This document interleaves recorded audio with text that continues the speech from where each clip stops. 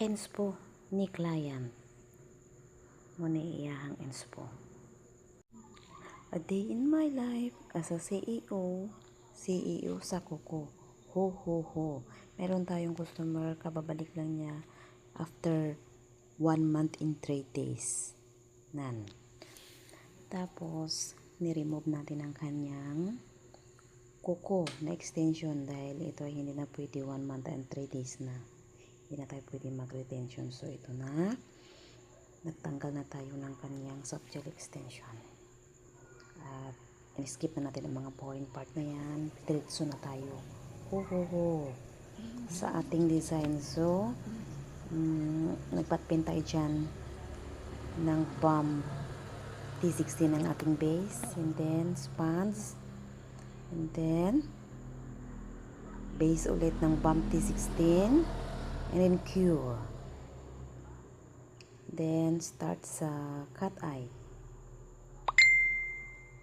After nito, i-move natin ang final glitters niya sa tabi lang kasi ito yung gusto na inspo ni client.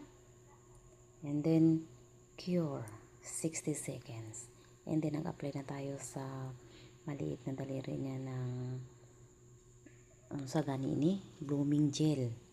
And then, mo ni ang pinaka-boring nga part, pinaka-boring o natanawa kay nagkasablay-sablay, dili pa kontento ang CEO na ato a islan kay ang video wa na makita panuway. Ang kanibang principe nga duhay mata, ang tawag ako na budlay na kayo day. So, budlay kayo magtagalog.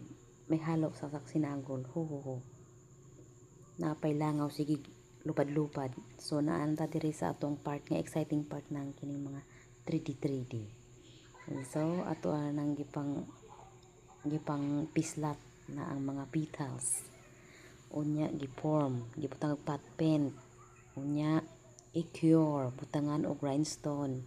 Pak inana na siya. Atong ibutang nga rhinestone kanang dili lang kanang bilog kanang kuan lang. Unya sa part na nini nag-emboss na ta diri og Born Free 5-in-1 nga siya. Tapos naapod na siya pa shells effect na kinaiyahang thumb na ay emboss gyapon na siya kanang ambot ang usa ba na ba. Nagtapot na ang nanay nyo na muna niyang resulta.